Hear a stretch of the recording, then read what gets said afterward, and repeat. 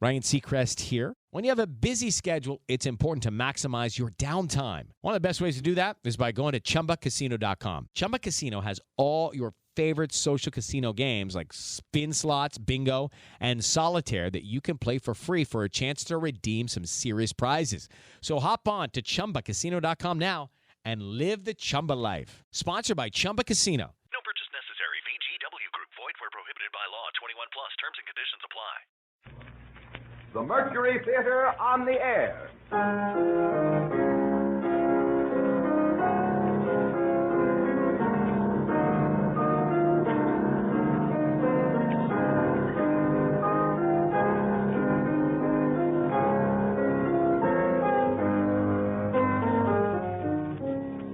The Columbia Broadcasting System takes pleasure tonight in bringing you the first of a new series of weekly broadcasts by Orson Welles and the Mercury Theater on the air. 2 months ago, this brilliant Broadway company came to radio as the first complete theatrical producing unit ever to take the air. Hailed by stage critics as the brightest moon to rise during recent years over New York's legitimate theater, the name of Orson Welles has become a byword to the greater Broadway of the country as a whole. After 9 weeks, this is what the radio critics say. The radio dial declares everything was well nigh perfect. A feather in the cap of the Columbia Broadcasting System. Bill Bird and the Pasadena, California independent units, the programs sparkle with originality, cleverness, and skilled acting. The series suggests new avenues of approach in the development of radio drama. Says the St. Louis Democrat, a master of the theater, be it stage or radio, Mr. Welles' choice of classics is a master strike. A must for any listener, declares the Camden, New Jersey Post. And finally, the Cleveland Plain Dealer asserts there was nothing in the production the ear could not see.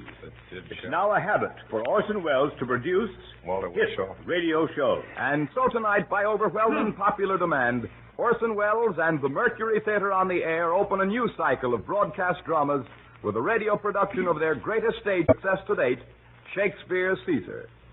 And here is Orson Welles himself to tell you about it. The director of the Mercury Theater, the star and producer of these programs, Orson Welles. Good evening. Julius Caesar was done by the Mercury Theater without benefit of toga. It was as timely last October as it was 1,650 years after Caesar's murder when Shakespeare wrote it.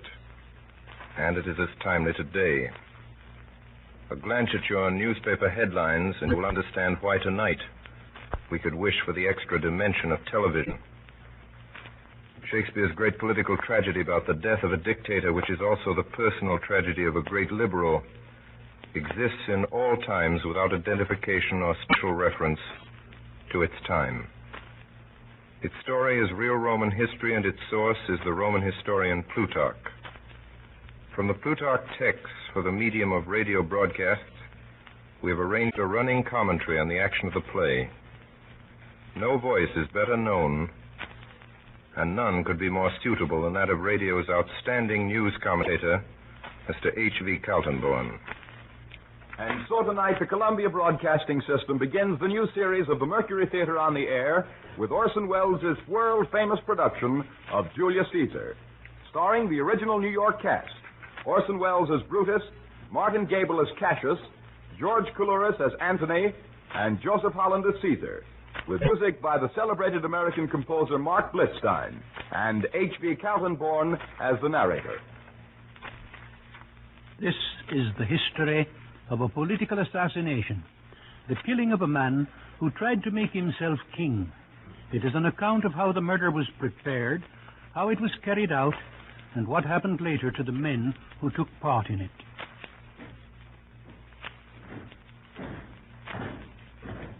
When the Civil War was ended, Caesar was 55. By Pompey's death, he had made himself the most powerful man in the empire. His countrymen, in the hope that the government of a single person would give them time to breathe after so many civil wars and calamities, now made him dictator for life. Honors were conferred upon him which seemed to exceed the limits of ordinary human ambition. This gave offense to those who looked with an evil eye on his position and felt oppressed by his power. A conspiracy was formed against him, headed by Cassius, were Pompey's generals, whom Caesar had pardoned after the Civil War. But what gave the common people their first quarrel with him was their growing suspicion that he aspired to be king.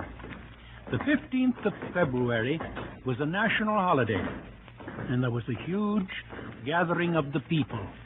As Caesar went through the streets, a strange voice was heard in the crowd, warning him to prepare for some great danger on the Ides of March. Beware the Ides of March! Did every noise be still? No. Caesar paused for a moment, and then, as the voice was still, marched on between the rows of soldiers who guarded him.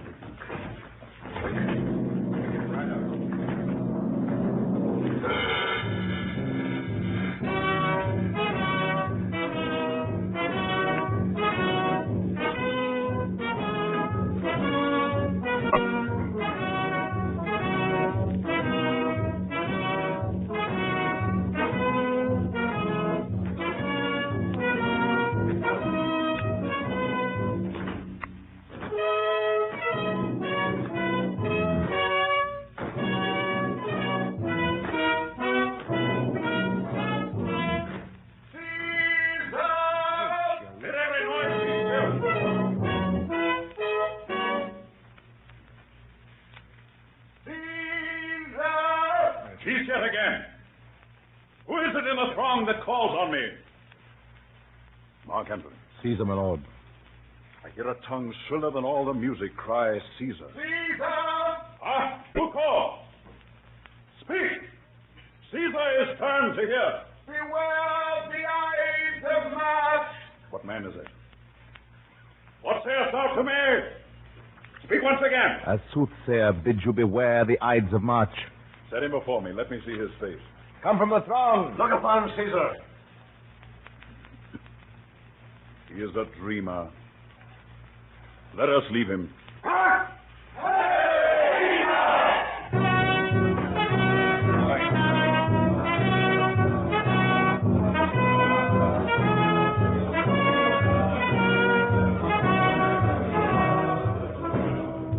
In the forum, high above the heads of the people, Don't look at me. Go ahead. a golden throne had Look been at set him. for Caesar. Mark Antony, his friend, was consul at the time.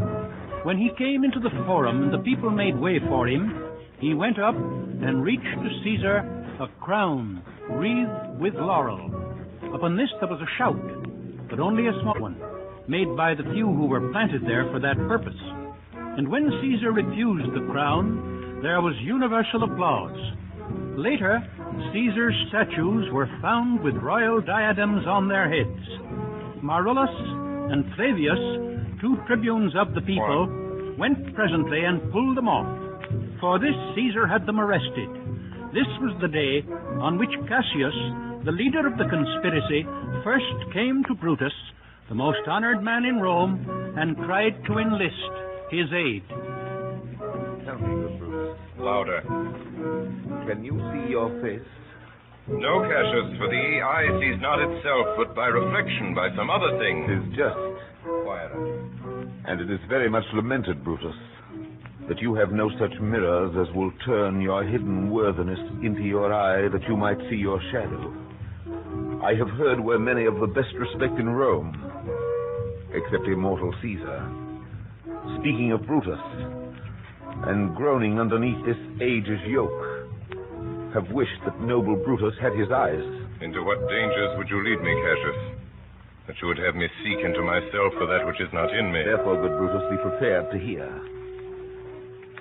And since you know you cannot see yourself so well as by reflection, I, your glass, will modestly discover to yourself that of yourself which you yet know not of.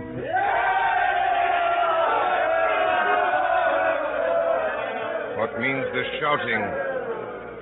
I do fear the people choose Caesar for their king. Don't Do you you people. fear it? Then must I think you would not have it so. I would not, Cassius, yet I love him well. But wherefore do you hold me here so long? What is it you would impart to me? I cannot tell what you or other men may think of this life. But for my single self, I had as lief not be, as live to be in awe of such a thing as I myself. I was born free as Caesar, so were you. We both have fed as well. We can both endure the winter's cold as well as he. For once, up in a raw and gusty day, the troubled Tiber chafing with her shores, Caesar said to me, darest thou, Cassius, now leap in with me into this angry flood and swim to yonder point? Not a word. Accoutred as I was, I plunged in and bade him follow. And so indeed he did. The torrent roared, and we did buffet it with lusty sinews, throwing it aside and stemming it with hearts of controversy. But ere we could arrive the point proposed, Caesar cried, help me, Cassius, or I sink. I, as Aeneas, our great ancestor, did from the flames of Troy upon his shoulder the old Anchises bear, so from the waves of Tiber did I, the tired Caesar. And this man has now become a god. And we, petty men, walk under his huge legs and peep about to find ourselves dishonorable graves. Men at some time are masters of their fate. The fault, dear Brutus, is not in our stars, but in ourselves that we are underlings.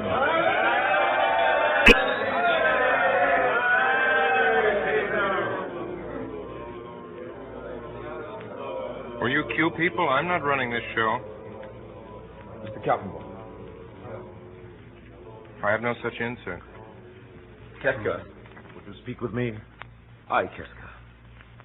Tell us what has chanced today. Why, there was a crown offered Caesar. And being offered him, he put it by with the back of his hand, thus.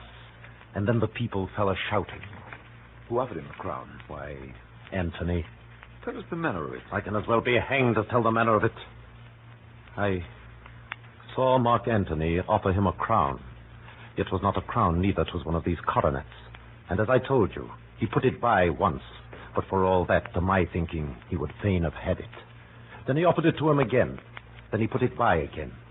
But to my thinking, he was very loath to lay his finger off it. And then he offered it the third time. He put it the third time by. And still as he refused it, the rabblement hooted and clapped their chopped hands, and offered such a deal of stinking breath because Caesar refused the crown. It almost choked Caesar. For he swooned it and fell down at it. And for mine own part, I durst not laugh, for fear of opening my lips and receiving the bad air. What said he when he came unto himself? He said if he had done or said anything amiss, he desired their worships to think it was his infirmity. 3 or 4 wenches where I stood cried, alas, good soul, and forgave him with all their hearts. But there's no heed to be taken of them. If Caesar had stabbed their mothers, they would have done no less. Did Cicero say anything? Aye, he spoke Greek. To what effect? Those that understood him smiled at one another and shook their heads. But for mine own part, it was Greek to me. I could tell you more news, too. Marullus and Flavius, for pulling scarves off Caesar's images, are put to silence. There was more foolery yet, if I could remember it. And so it is. For this time I will leave you. What you have said I will consider. What you have to say I will with patience hear, and find a time both meet to hear and answer such high things. Till then, my noble friend, chew upon this. Brutus had rather be a villager than to repute himself a son of Rome under these hard conditions as this time is like to lay upon us. Farewell, both.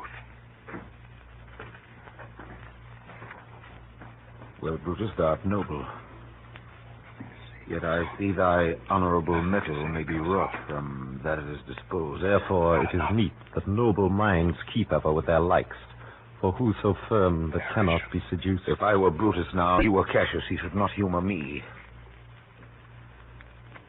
I will this night, in several hands, in at his windows throw, as if they came from several citizens' writings.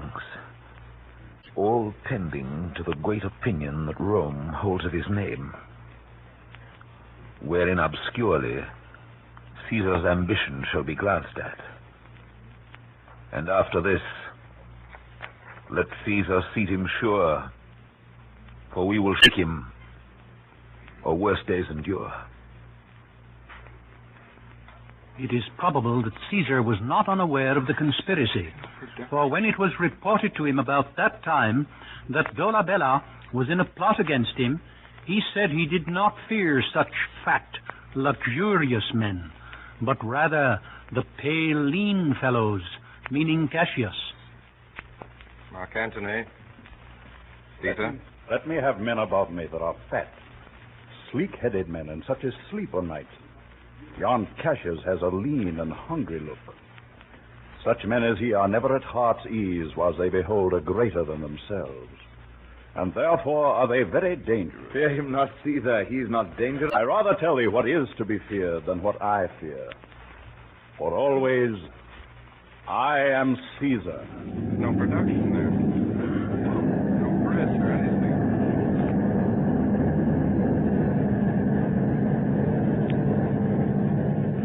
In the weeks before the murder, many strange prodigies and apparitions were observed. As to the lights in the heavens, the noises heard in the night, and the wild birds which perched on the housetops, these are not perhaps worth taking notice of in so great a case as this. But a number of men were seen in the forum, looking as though they were heated through with fire, fighting with each other. A quantity of flame issued from the hand of a soldier's servant, so that they who saw it thought he must be burned, but he had not been hurt. There were fearful storms over the city.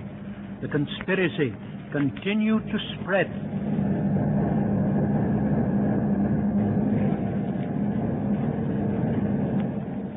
Who's there?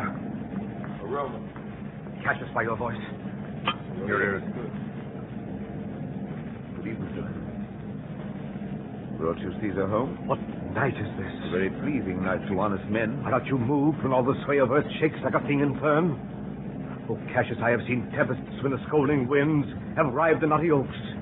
And I have seen the ambitious ocean swell and rage and foam to be exalted with the threatening clouds. But never till tonight, never till now, did I go through a tempest, dropping fire. I saw you anything more wonderful? Oh, they were drawn upon a heap 100 ghastly women, transformed with their fear, who swore they saw men all in fire walk up and down the streets. And yet today the bird of night did sit even at noonday upon the marketplace, hooting and shrieking. When these prodigies do so conjointly meet, let not men say, these are their reasons, they are natural. Indeed, it is a strange disposed time. Whoever knew the heavens menace so? Those that have known the earth so full of faults. Now could I send a name to thee a man most like this dreadful night? A man no mightier than myself. Or me. Caesar that you mean? Is it not Cassius? Indeed, they say the senators tomorrow mean to establish Caesar as a king, and he shall wear his crown by sea and land in every place, save here in Italy. I know what I will wear this dagger then. Hold my hand, and I will set this foot of mine as far as rule goes farthest. There's a bargain made. Come, sinner. You and I will yet ere day see Brutus at his house. 3 parts of him is ours already. And the man in Tyre up in the next encounter yields him ours.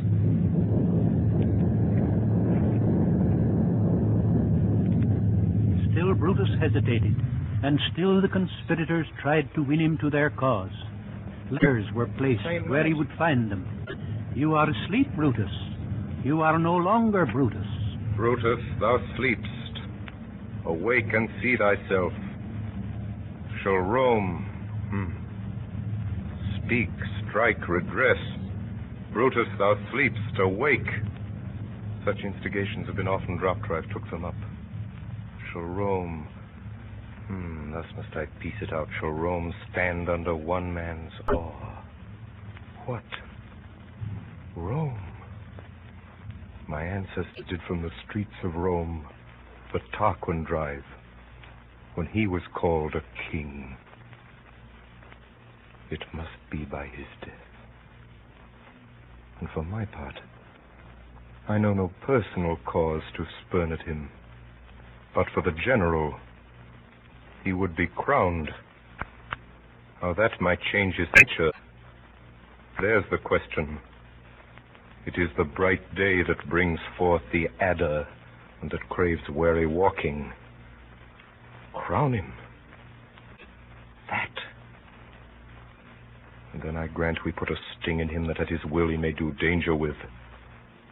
The abuse of greatness is when it disjoins remorse from power. And to speak truth of Caesar, I have not known when his affections swayed more than his reason. But 'tis a common proof that lowliness is young ambition's ladder, whereto the climber upward turns his face. But when he once attains the upmost round, he then unto the ladder turns his back, looks in the clouds, scorning the base degrees by which he did ascend. So Caesar may, then, lest he may prevent. In the end, Brutus agreed to meet the conspirators in the garden of his house. The men who came that night were Cassius, Casca, Cinna, Trebonius, and Decius Brutus. It was decided that Caesar should be killed in the Senate on the 15th of March, the day on which the crown would again be offered to him. Shall no man else be touched but only Caesar? This is well urged. I think it is not meet Mark Antony, so well beloved of Caesar, should outlive Caesar. We shall find him a shrewd contriver, and you know his means, if he improve them, may well stretch so far as to annoy us all, which to prevent.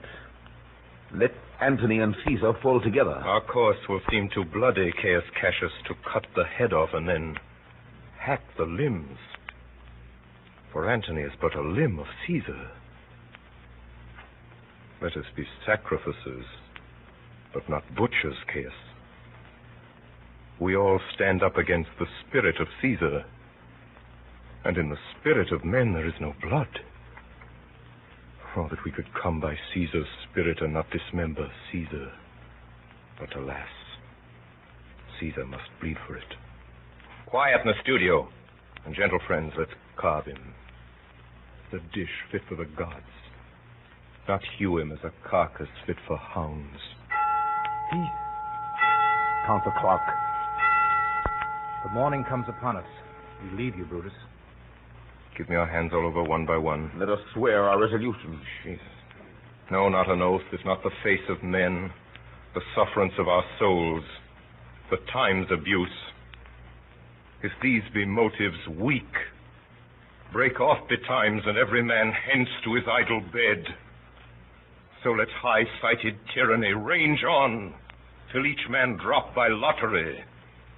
For if these, as I'm sure they do, bear fire enough to kindle cowards and to steal with valor the melting spirits of women, then, countrymen, what need we any spur but our own cause to prick us to redress? What other bond than secret Romans that have spoke the word and will not falter? And what other oath than honesty, to honesty engaged, that this shall be, or we will fall for it? Music. On the 14th of March, the day before the assassination, Caesar supped with Marcus Lepidus, and as he was signing some letters, and according to his custom, as he sat at table, there arose a question of what sort of death was the best, at which he immediately, before anyone could speak, said, "A sudden one." After this, as he was in bed with his wife, all the doors and windows of the house flew open together. He was startled at the noise and the light which broke into the room, and sat up in his bed, where, by moonlight, he perceived his wife fast asleep, but heard her utter in her dream some indistinct words and inarticulate groans. She fancied at that time she was weeping over Caesar, and holding him butchered in her arms.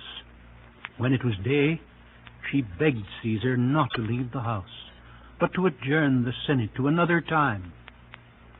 Caesar laughed at her fears, and when the time was come, he started for the capital.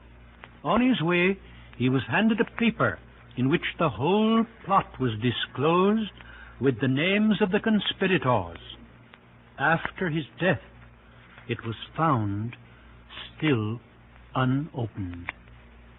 When Caesar entered, the Senate stood up to show their respect for him. Of the conspirators, some came about his chair and stood behind it, and others stood in front of him and talked to him. Then Tullius, laying hold of Caesar's cloak with both hands, pulled it down from his neck, which was the signal for the assault. Casca, that stood behind him, gave him the first wound in the neck. It was not mortal, and Caesar turned and put his hand on the dagger and kept hold of it. The conspirators closed around him with their naked knives in their hands. Which way soever he turned, he was met with blows, and saw their blades leveled at his face and eyes. For it had been agreed that they should each of them make a thrust at him, and flesh themselves with his blood, for which reason Brutus also gave him one stab in the groin. Some say that he fought and resisted all the rest.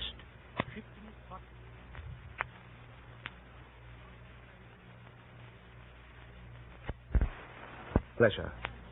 Live 1,000 years, I shall not find myself so apt to die, as here by Caesar, and by you cut off, the choice and master spirits of this age. Oh, Antony, beg not your death of us. What compact mean you to have with us? Will you be pricked in the number of our friends? Friends, am I?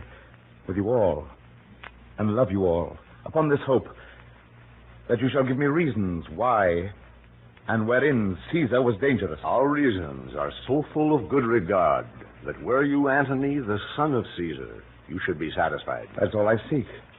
And moreover, suitor, that I may produce his body in the marketplace, and in the pulpit, as becomes a friend, speak in the order of his funeral. You shall, Marc Antony. Brutus, a word with you. You know not what you do. Do not consent that Antony speak in his funeral. Know you how much the people may be moved by that which you will utter? By your pardon. I will myself into the pulpit first. Marc Antony, here take you Caesar's body. You shall not in your funeral speech blame us, but speak all good you can devise of Caesar, and say you do it by our permission. Else shall you not have any hand at all about his funeral. You shall speak in the same pulpit whereto I am going, after my speech is ended. Be it so. I do desire no more. Prepare the body, then. Follow us. Then Antony was left alone with the body of the man he loved best and admired most in the world. O mighty Caesar, dost thou lie so low? Are all thy conquests, glories, triumphs, spoils, shrunk to this little measure? That I did love thee, Caesar, oh, 'tis true.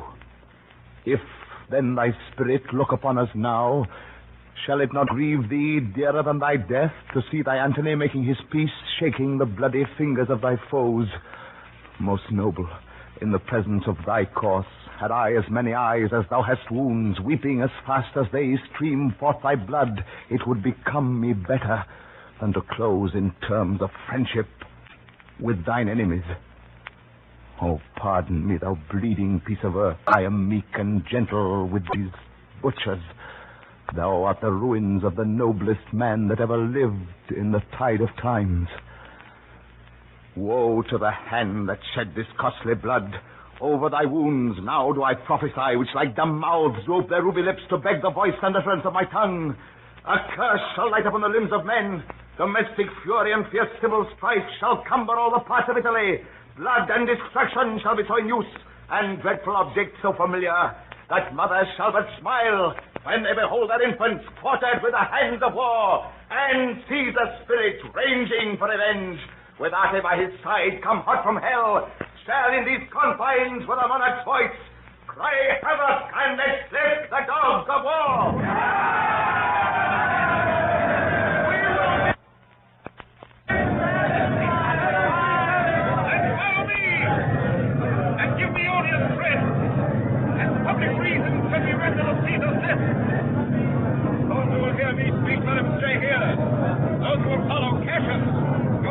I will hear Brutus. I will hear Cassius and compare their reasons.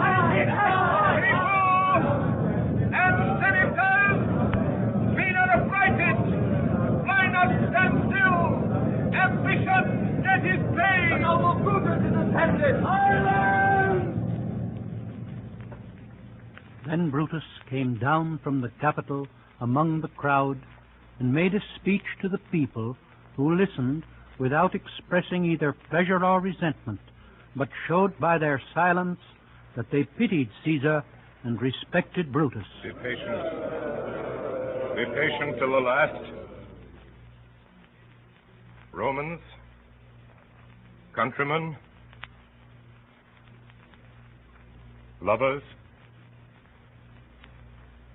hear me for my cause, and be silent that you may hear. Believe me for mine honor, and have respect to mine honor, that you may believe. Censure me in your wisdom, and awake your senses, that you may the better judge. If there be any in this assembly, any dear friend of Caesar's, to him I say that Brutus's love to Caesar was no less than his.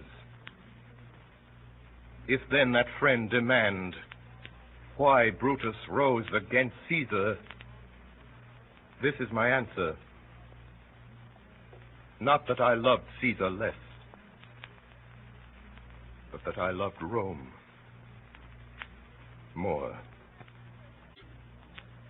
Had you rather Caesar were living and die all slaves than that Caesar were dead, to live all free men? As Caesar loved me, I weep for him.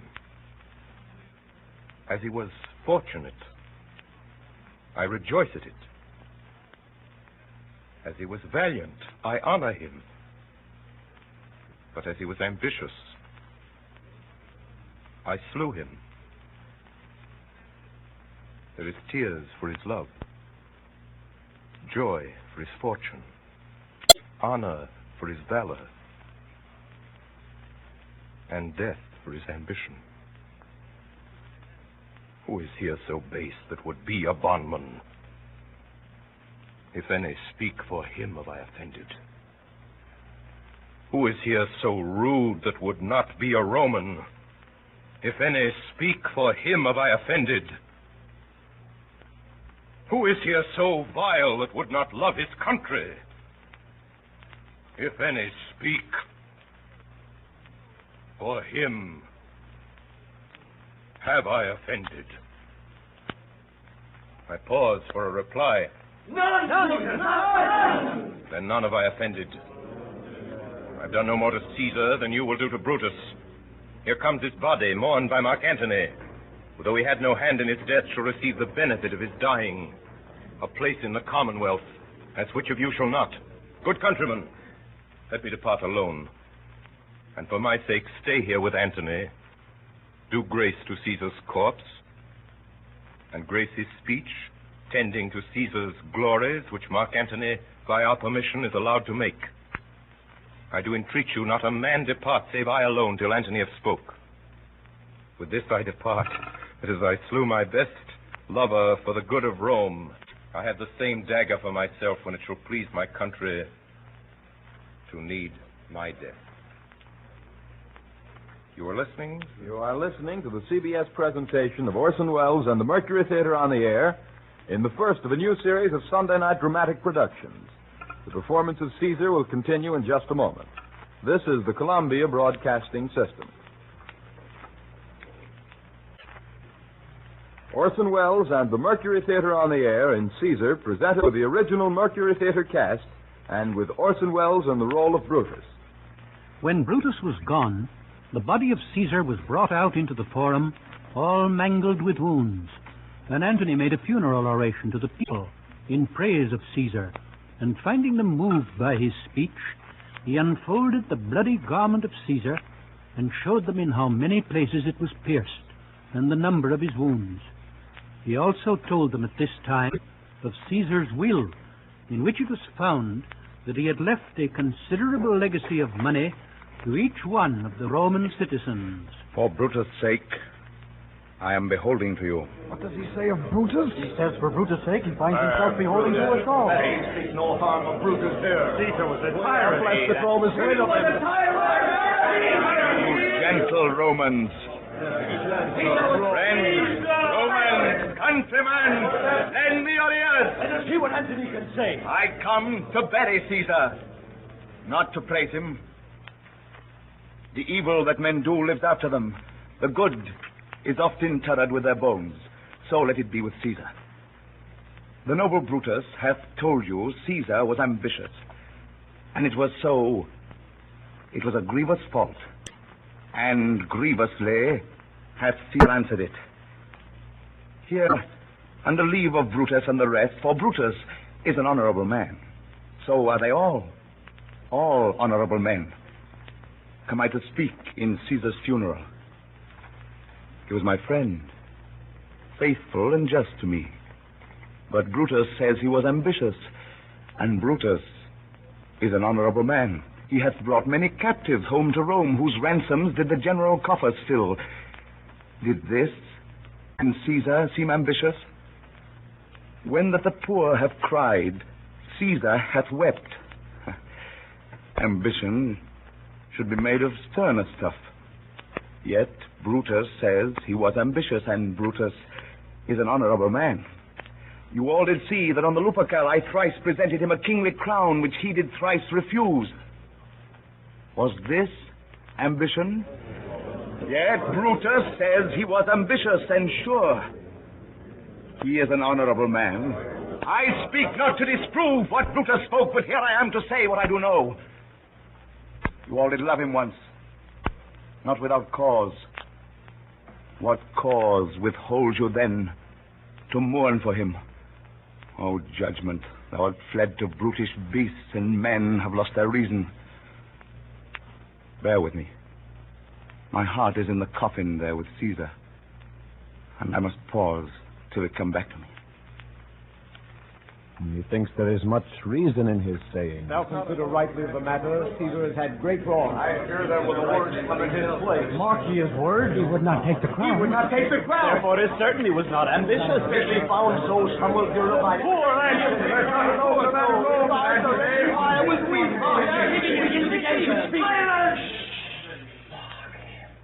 But yesterday, the word of Caesar might have stood against the world. Now lies he there, and none so poor to do him reverence. O masters, if I were disposed to stir your hearts and minds to mutiny and rage, I should do Brutus wrong and Cassius wrong, who, you all know, are honorable men. I will not do them wrong. I rather choose to wrong the dead, to wrong myself and you, than I will wrong such honorable men. But here's a parchment with the seal of Caesar. I found it in his closet. 'Tis his will. Let but the commons hear this testament, which, pardon me, I do not mean to read, and they would go and kiss dead Caesar's wounds, and dip their napkins in his sacred blood, yea, beg a hair of him for memory, and dying mention it within their wills, bequeathing it as a rich legacy unto their issue.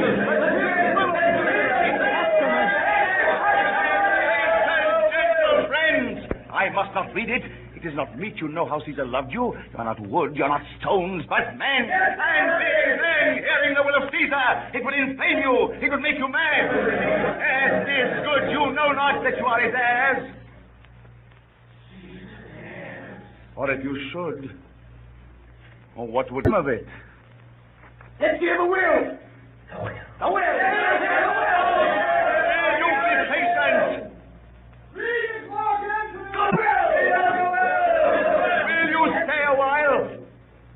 I have o'ershot myself to tell you of it. Fear I wrong the honorable man whose daggers have stabbed Caesar. I do fear it. That's the will.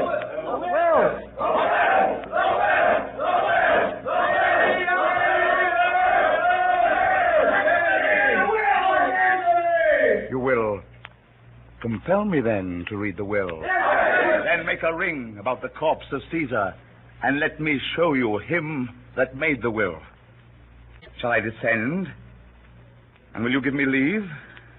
Come down. Descend. You shall have leave. Room for Antony. Most noble and... Silence! A ring. Stand round. Stand from the hearse. Stand back. Room for Antony. Stand back. If you have tears, prepare to shed them now. You all know this mantle. I remember the first time ever Caesar put it on. It was on a summer's evening in his tent. That day he overcame the Nervii. Look, in this place ran Cassius' dagger through. See what a rent the envious Casca made. Through this, the well-beloved Brutus stabbed, and as he plucked his cursed steel away, mark how the blood of Caesar followed it as rushing out of doors to be resolved if Brutus so unkindly knocked or no. For Brutus, as you know, was Caesar's angel. Judge, O ye gods, how dearly Caesar loved him. For when the noble Caesar saw him stab, ingratitude, more strong than traitor's arms, quite vanquished him. Then burst his mighty heart, and in his mantle muffling of his face, even at the base of Pompey's statue, which all the while ran blood, great Caesar fell. Oh, what a fall was there, my countrymen. Then I, and you, and all of us fell down, whilst bloody treason flourished over us. Now you weep, and I perceive you feel the dint of pity. These are gracious drops. Kind souls, what, weep you when you but behold our Caesar's vesture wounded? Look you here.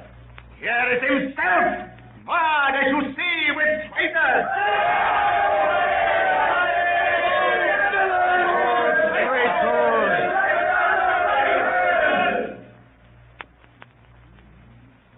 Revenge.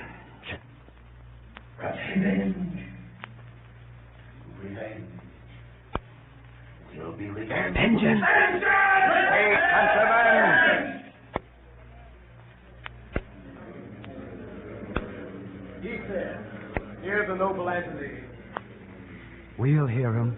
We'll follow him. We'll die with him. Good friends, sweet friends, let me not stir you up to such a sudden flood of mutiny. They that have done this deed are honorable. What private griefs they have, alas, I know not that made them do it, but they are wise and honorable, and will no doubt, with reason, answer you. I come not, friends, to steal away your hearts. I am no orator, as Brutus is, but, as you know me all, a plain blunt man that love my friend, and that they know full well that gave me public leave to speak of him, for I've neither wit, nor words, nor worth, action, nor utterance, nor the powers of speech to stir men's blood. I only speak right on, tell you that which you yourselves do know, show you sweet Caesar's wounds, poor, poor dumb mouths, and bid them speak for me. But were I Brutus, and Brutus Antony, there where an Antony would ruffle up your spirits and put a tongue in every wound of Caesar that should move the stones of Rome to rise and mutiny. We'll mutiny. We'll burn the house of Brutus. About. Seek. Fire. Kill. Slay.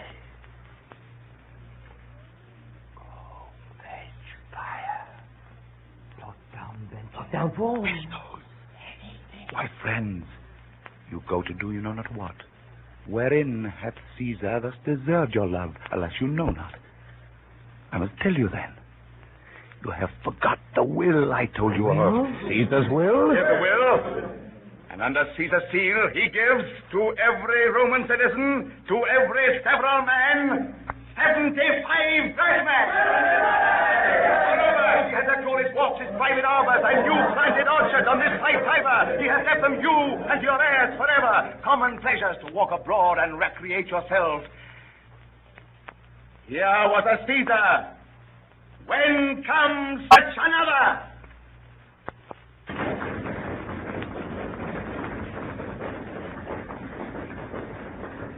Now let it work.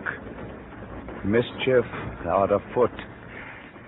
Take thou what course thou wilt. In the streets there was nothing to be seen but confusion. Some cried out to kill the murderers. Others tore away the benches and tables out of the shops round about, and heaping them all together built a great funeral pyre. On this they set the corpse of Caesar and set fire to it. Then they took brands from the pile. Some of them ran to the houses of the conspirators. Others ran up and down the streets to find out the men who had killed Caesar and tear them to pieces. That night Brutus, having said farewell to Portia his wife, left the city with Cassius and their friends. Soon after, there arrived in Rome young Octavius, Caesar's adopted son, who was immediately elected consul. As his first act, he ordered a judicial process to be issued against Brutus and Cassius for having murdered a principal man of the state, holding the highest magistracies of Rome without being heard or condemned. No one appearing for the accusation, the judges were forced to pass sentence and condemn them both. It is reported that when the crier of the tribunal, as the custom was, with a loud voice cried Brutus to appear, the people groaned audibly, and many of the nobler citizens hung down their heads for grief. After this, Antony and Octavius made up a list for proscription, in which were set those of their enemies that were designed for the slaughter, amounting to over 200 persons.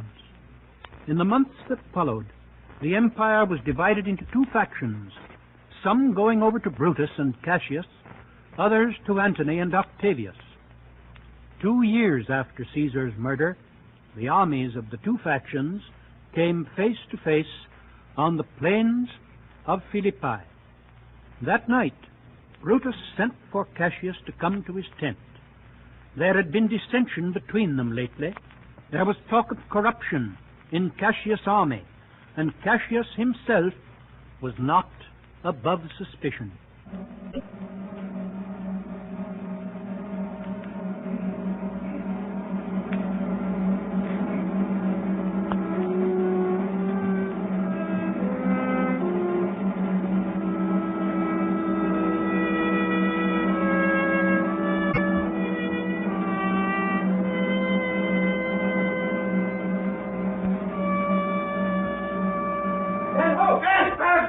Noble brother, you've done me wrong. Wrong I mine enemies, that if not so, how should I wrong a brother? That you've wronged me doth appear in this.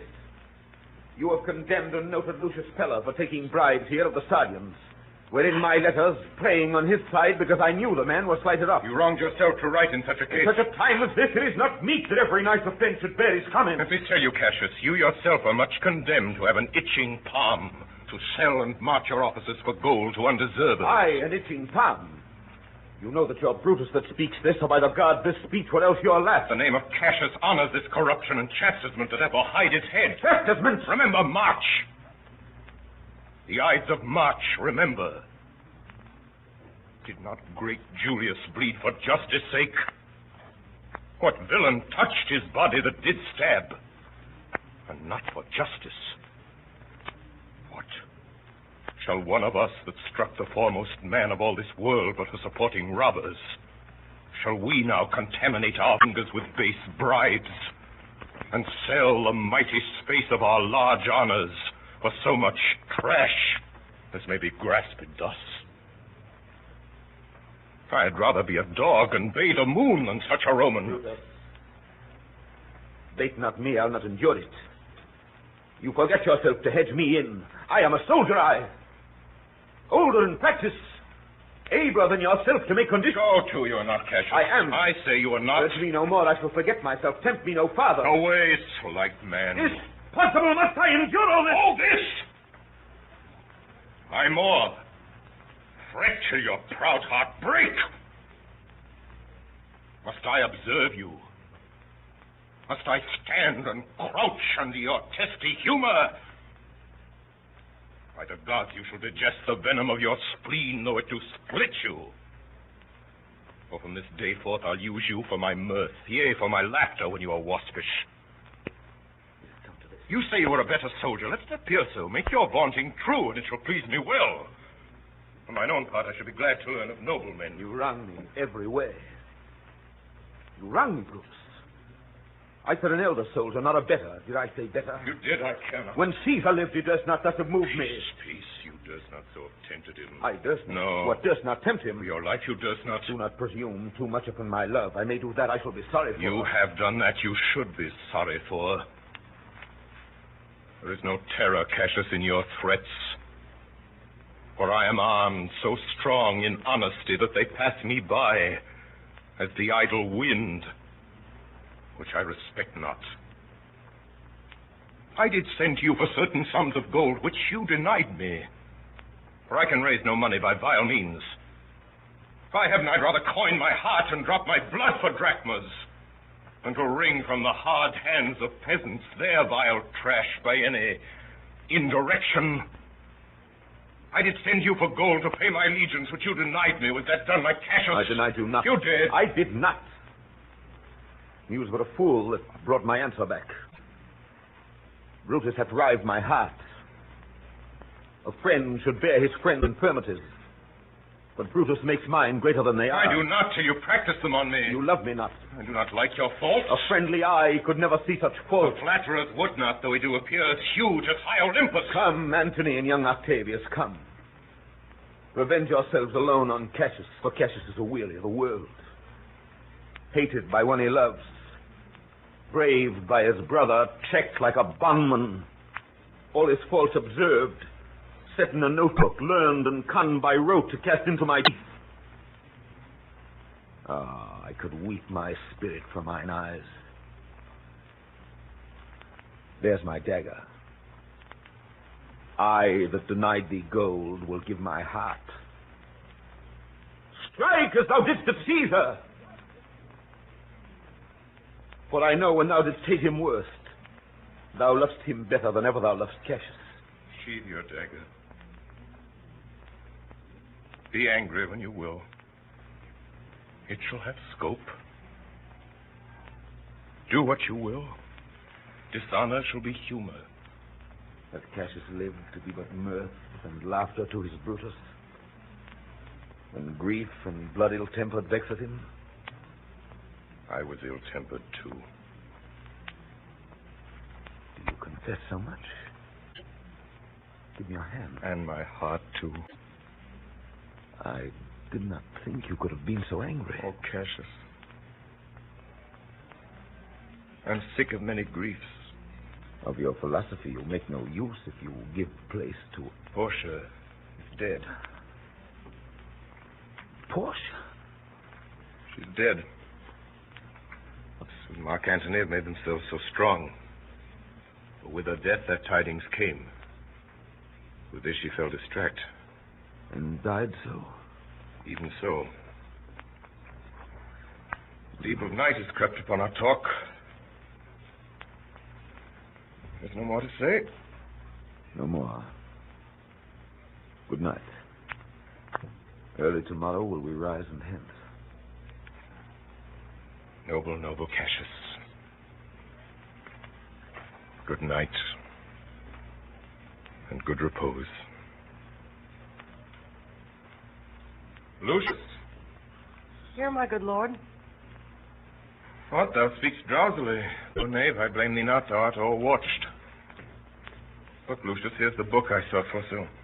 I was sure your lordship did not give it me. Bear with me, good boy. I'm much forgetful. Canst thou hold up thy heavy eyes a while and touch thy instrument a strain or two? Aye, my lord. And please you. It does, my boy. Trouble thee too much, if thou art willing. It is my duty, sir. Should not urge thy duty past thy might. I know young bloods look for a time of rest. I have slept already. It was well done. I shall sleep again. I will not hold thee long. If I do live, I will be good to thee. Orpheus with his lute made trees and mountain tops that freeze bow themselves when he did sing. Da dum dee dee dum. his music plants and flowers ever sprang as sun and showers. There had made a lasting spring. Da-dum, dee-dee-dum. Everything that heard him play, even the billows of the sea, hung their heads and then lay by. In sweet music is such art, killing care and grief of heart. All asleep or hearing die. Dee-dee-dum, dum-dee-dee-dum.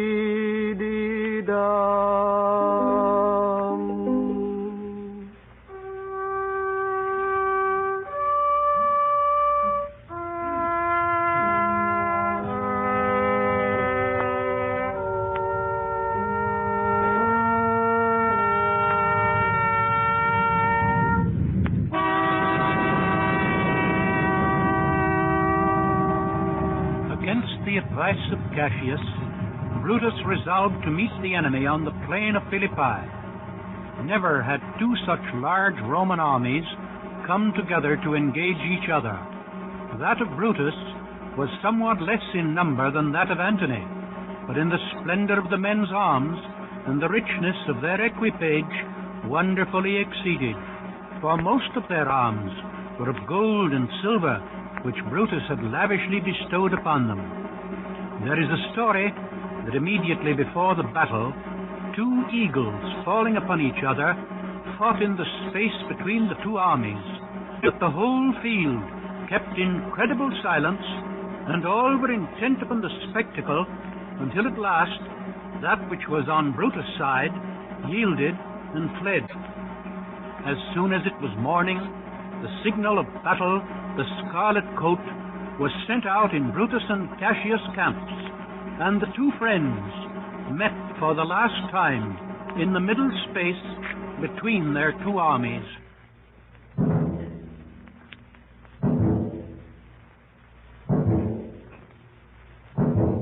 Now, most noble Brutus, if we do lose this battle, then is this the very last time that we shall speak together? You're contented to be led in triumph through the streets of Rome? No, Cassius, no. Think not, thou noble Roman, that ever Brutus will go bound to Rome. He bears too great a mind. But this same day must end that work the Ides of March begun. And whether we shall meet again, I know not. Therefore our everlasting farewell take. Come ho! Away!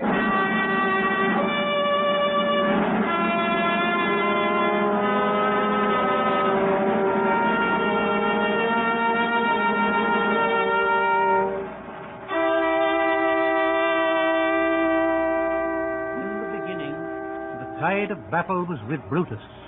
The right wing which he commanded drove back their opponents with great slaughter. Then they fell upon that part of Octavius' army which was exposed and separated, and pursued them towards the sea. During this time, however, Cassius, with the main body of the army, was retreating before the attack of Antony. Expecting Brutus to come to his aid, and acting by delay and expectation, rather than boldly and with a clear purpose, soon Cassius saw his whole army begin to give way. He did as much as ever he could to hinder their flight and bring them back, and snatching a flag out of the hand of one that fled, he stuck it at his feet and begged them to stand with him and fight. When he found that he could not even keep his own personal guard together, Cassius retired to an empty tent, taking along with him only Pindarus, one of his freedmen, and pulling his cloak over his head, He made his neck bare and held it forth to Pindarus, commanding him to strike. Cassius' head was found severed from his body, and beside it was found the same knife with which he had stabbed Caesar in the Senate house.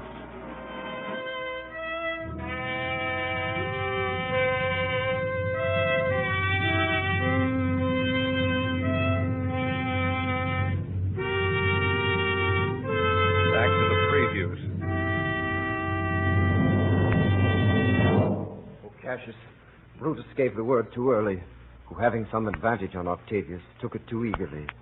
His soldiers fell to spoil, whilst we by Antony are all enclosed. This day I breathed first. Time has come round. And where I did begin, there shall I end. My life is run its compass. Come hither, sirrah. And with this good sword that ran through Caesar's bowels, search this bosom. Stand not to answer. Here, take from the hilts. And when my face is covered, as it is now, guide thou the sword. Caesar, thou art revenged, even with the sword that killed thee.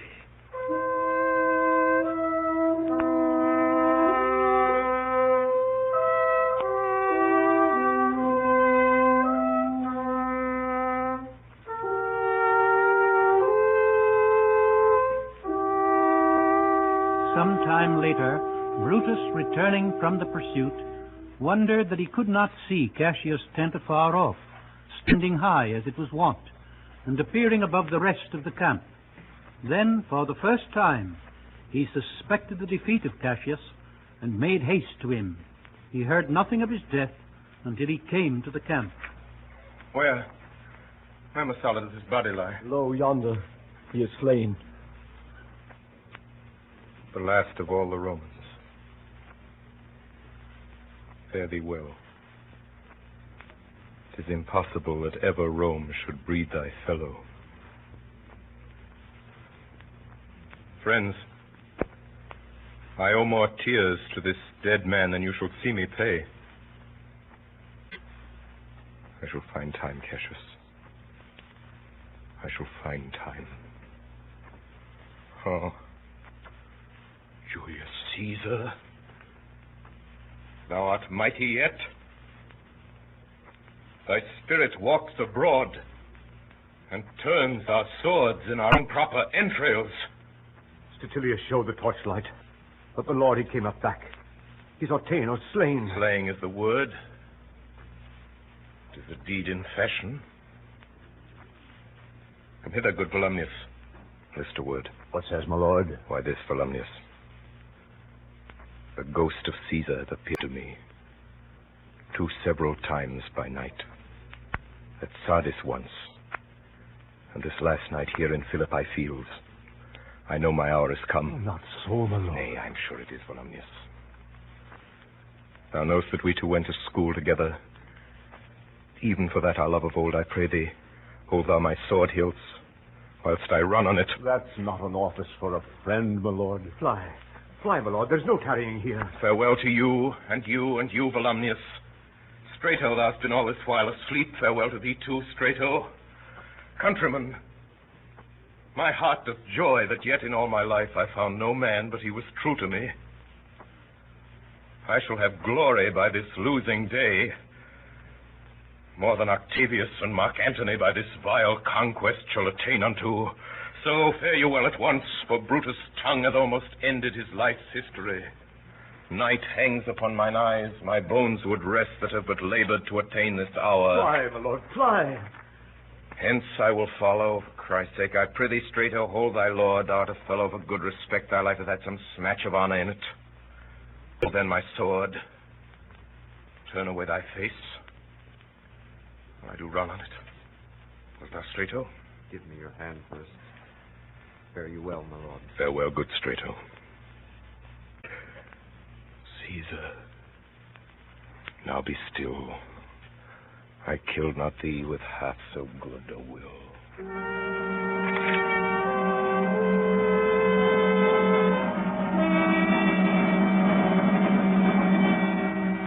Brutus' dead body was found by Antony, who commanded the richest purple mantle that he had to be thrown over it. Then, before the assembled armies, he spoke over the body of his enemy. So Brutus should be found. This was the noblest Roman of them all. All the conspirators, save only he, did that they did in envy of great Caesar. He, only on a general honest thought and common good to all, made one of them.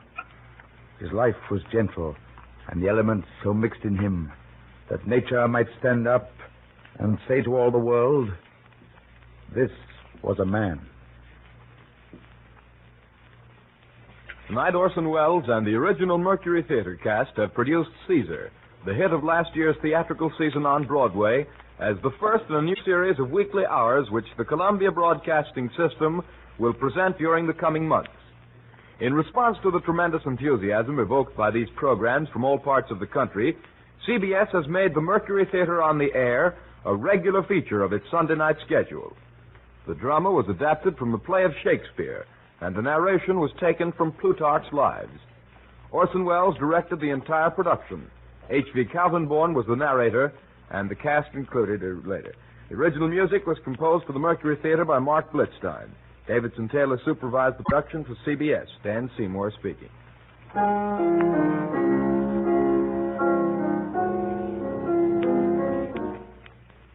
How to have fun anytime, anywhere. Step 1. Go to ChumbaCasino.com. ChumbaCasino.com. Got it. Step 2. Collect your welcome bonus. Come to Papa welcome bonus. Step 3. Play hundreds of casino-style games for free. That's a lot of games. All for free? Step 4. Unleash your excitement.